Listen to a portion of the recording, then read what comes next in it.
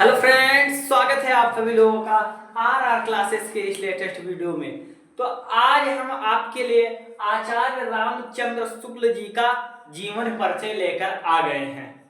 Class 10th के board exam में लगभग हर सब्जेक्ट के 7 सेट बनते हैं और 7 सेट में कम से कम ये 4 या 5 सेट में आचार्य रामचंद्र शुक्ल जी का जीवन परिचय पूछा गया है। तो हो सकता है कि अब की साल भी आपके बोर्ड एग्जाम में आचार्य रामचंद्र शुक्ल जी का जीवन परिचय लिखने को आ जाए। ये बोर्ड एग्जाम की दृष्टि से बहुत ही इंपॉर्टेंट लेखक हैं ये, बहुत ही इंपॉर्टेंट टॉपिक है। तो आप लोग अपने 5 नंबर को आज पक्का करेंगे और आचार्य रामचंद्र शुक्ल जी का जीवन परिचय बहुत अच्छे से हम देखेंगे। इस वीडियो को देखने के बाद आपको और कहीं देखने की आवश्यकता नहीं होगी। इसमें हमने आपको बताया है कि आखिर जीवन परिचय लिखने का तरीका क्या होता है। इसे लिखते सभी लोग हैं, लेकिन फुल मार्क्स कैसे आप लिखें तो आपको फुल मार्क्स मिले, आपके एक भी मार्क्स ना कटे, उस सारे तरीकों को मैंने यहाँ पर बताया हुआ है। तो वीडियो को एंड तक देखें, आपको पूरा समझ में आने वाला है। आप आचार्य रामचंद्र शुक्ल जी का ही नहीं, बाकी और अन्य जो लेखक हैं, कवि हैं, उनका जीवन परिचय आप इस ट्रिक से लिख सकते हैं। तो आइए शुरू करते हैं। जैसा कि जीवन परिचय लिखने का तरीका यही है कि उससे पहले आप संक्षिप्त परिचय, जैसा कि आप अपनी बुक उठाइए, उसमें एक बॉक्स जैसी संरचना बनी रहती है, ये आपको दिख रही होगी, जैसा कि हमने आपको बताया है। तो संक्षिप्त परिचय आप जरूर लिखें। फ्लो चार्ट जिसको कहते हैं, फ्लो चार्ट आप जरूर पेश करें, ताकि इससे आप एग्जामिनर पर इफेक्ट पड़ता है और आपके एक भी नंबर नहीं कटते हैं। अगर आपने फ्लो चार्ट में सब सही लिखा हुआ है तो एग्जामिनर है आपको यहीं पर देखकर फुल मार्क्स आपके देकर और आगे बढ़ जाता है। तो आप लोग संक्षिप्त परिचय जरूर लिखिए जो हमने आपको यहाँ पर बताया हुआ है। जैसे आचार्य रामचंद्र शुक्ल जी का जन्म सन 1884 ईस्वी में हुआ था। इनका जो जन्म स्थान है वो अगोना, बस्ती जिले के अगोना, उत्तर प्रदेश नामक स्थान पर इनका जन्म हुआ था। तो हमने जन्म स्थान लिखा था।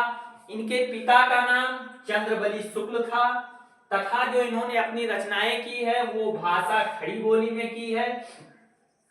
और इनकी जो प्रमुख रचनाएं हैं वो चिंतामणि, विचार विधि, रस मीमांसा, त्रिवेणी, सूरदास और 11 वर्ष का समय और हिंदी साहित्य का इतिहास आदि इनकी प्रमुख रचनाएं हैं। आप रचनाएं डालकर लिख देंगे, कुछ रचनाएं उनकी लिख देंगे। आपके कोई अन्य कवि हैं, चाहे जो आप लिख रहे हैं, आप उनका जन्म, उनका जन्म स्थान, उनके माता पिता का नाम, भाषा, रचनाएं और उनकी मृत्यु, इतना अगर आप 6 हेडिंग लिख देते हैं, आपका समझ लीजिए 5 में 5 नंबर पक्का। मृत्यु लिख दीजिए तो आचार्य रामचंद्र शुक्ल जी की मृत्यु सन 1941 ईस्वी में हुई थी, ये आप लिख देंगे और इसको एक बॉक्स में बना देंगे। ये आपके लिखने का तरीका है। उसके बाद में आप हेडिंग डालेंगे जीवन परिचय। जीवन परिचय आप हेडिंग डालेंगे और इसको एक मोटे ब्लैक पेन से, आप यहां मैंने रेड कर दिया है, और आप एक मोटे ब्लैक पेन से इसको अंडरलाइन करेंगे। पटरी की सहायता से एक मोटे ब्लैक पेन से इसको अंडरलाइन करेंगे, इसको एक मोटे ब्लैक पेन से अंडरलाइन करेंगे ताकि देखने में ये अट्रैक्टिव लगे। फिर उसके बाद में आप जीवन परिचय लिखना प्रारंभ करेंगे। तो यहां पर हमने लिखा है आचार्य रामचंद्र शुक्ल जी का जन्म सन 1984 ईस्वी में बस्ती जिले के अगोना नामक गांव में हुआ था। इनके पिता का नाम पंडित चंद्रबली शुक्ल तथा इनकी माता का नाम विभाषी देवी था। ऐसा आप वहां पर लिखेंगे। कोई किसी भी कवि का, लेखक का आप अगर जीवन परिचय लिख रहे हैं तो उनका जन्म स्थान सहित, कहां जन्म स्थान, जन्म ये लिखेंगे, उनके माता पिता का नाम लिखेंगे। इनकी माता एक धार्मिक व विदुषी महिला थी, जैसा कि सभी की माता धार्मिक और विदुषी महिला होती है। तो यहाँ पर लिखा गया है अब आप आगे देखिए क्या लिखना है आपको। इनकी प्रारंभिक शिक्षा इनके पिता के पास मिर्जापुर में हुई। मिर्जापुर में हुई। मिशन स्कूल से 10वीं की परीक्षा उत्तीर्ण की। इन्होंने इंटरमीडिएट की परीक्षा के लिए इलाहाबाद में दाखिला लिया, परंतु परीक्षा से पहले ही विद्यालय छूट गया। कोई प्रॉब्लम नहीं होगी जिससे लिखा परीक्षा से पहले ही विद्यालय छूट गया। इसके बाद मिर्जापुर के न्यायालय में इन्होंने नौकरी कर ली। इन्होंने 19 वर्षों तक काशी नागरिक प्रचारित पत्रिका का संपादन किया। कुछ दिनों बाद हिंदी विभाग के अध्यक्ष भी हो गए। अब आपका काशी नागरिक प्रचारित पत्रिका ये क्या है? हाईलाइट है। तो इसको आप अपने बोर्ड एग्जाम की कॉपी में हाईलाइट करेंगे ताकि जो एग्जामिनर की निगाह आपके इस हेडिंग पर पड़े जब आप हाईलाइट किए रहेंगे।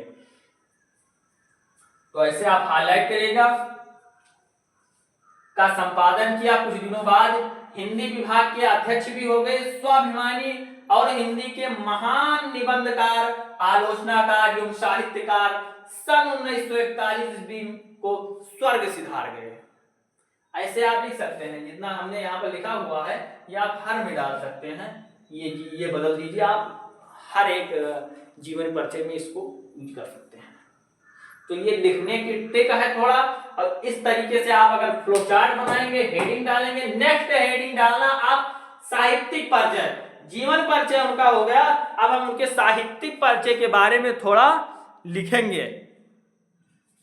साहित्यिक परिचय आप लोग हेडिंग डालेंगे। उसके बाद हमने बताया इसको ब्लैक पेन से अंडरलाइन करेंगे। ब्लैक मोटी पेन से अंडरलाइन करेंगे और उसके बाद में लिखेंगे जो आपको याद हो वो यहाँ पर लिख देना। हमने यहाँ पर लिखा हुआ है आचार्य रामचंद्र शुक्ल मूर्धन्य आलोचक, श्रेष्ठ निबंधकार, निष्पक्ष इतिहासकार, महान शैलीकार एवं युग परिवर्तक आचार्य थे।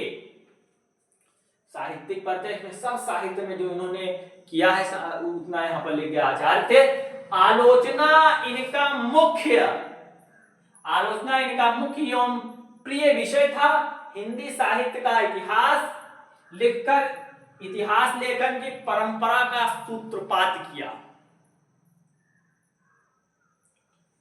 ऐसे आप लिख देंगे। साहित्यिक परिचय डालकर आप थोड़ा बढ़ा भी सकते हैं।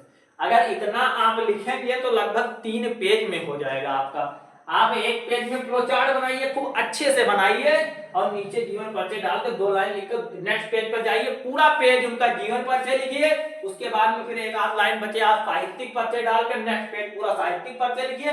फिर नेक्स्ट पेज में आप डालिए महत्वपूर्ण रचनाएं कि इनकी महत्वपूर्ण रचनाएं क्या है। महत्वपूर्ण रचनाएं में इनका निबंध चिंतामणि एवं विचार विधि इनका प्रसिद्ध निबंध है। तो ऐसे आप डालकर निबंध डालकर इनका चिंतामणि विचार विधि लिख देंगे। आलोचना रस मीमांसा त्रिवेणी सूरदास ये इनके आलोचनाएं हैं। कहानी 11 वर्ष का समय, इतिहास हिंदी साहित्य का इतिहास। ऐसा आप प्रमुख रचनाएं कर लिख देंगे। अगर आप ऐसा अपने बोर्ड एग्जाम में बस इतना ही लिख कर आते हैं, अगर आप इतना ही लिख कर आते हैं, एग्जामिनर आपके एक भी नंबर नहीं काटेगा। बस ट्रिक के साथ आपको पहले संक्षिप्त करके फ्लो चार्ट पेश करना है। उसके बाद में जीवन परिचय डालकर उसको मोटे पेन से हाईलाइट कर उसको लिखना है। फिर यहाँ पर आपको जो उसमें जो मेन फैक्ट है उसको हाईलाइट करना है। और उनकी जो मृत्यु का जो दिनांक है इसको आपको हाईलाइट करना है। चाहे तो आप जन्मस्थान भी 1884 इसको भी हाईलाइट कर सकते हैं। इसको भी आप अपने ब्लैक पेन से लिखें, इसको भी आप हाईलाइट कर सकते हैं। इसको हाईलाइट कर दीजिए और उसके बाद में साहित्यिक परिचय डालिए। आपको जो आता है याद करना चाहिए। साहित्यिक परिचय लिखिए, महत्वपूर्ण रचनाएं लिखिए। इतना करने के बाद आपको फुल मार्क्स मिलेंगे। चाहे आप लेखक का जीवन परिचय लिखिए, चाहे आप कवि का जीवन परिचय लिखिए। तो आई होप कि आपको ये वीडियो बहुत ही पसंद आई होगी। अगर वीडियो पसंद आई है तो वीडियो को प्यारा सा लाइक करिए।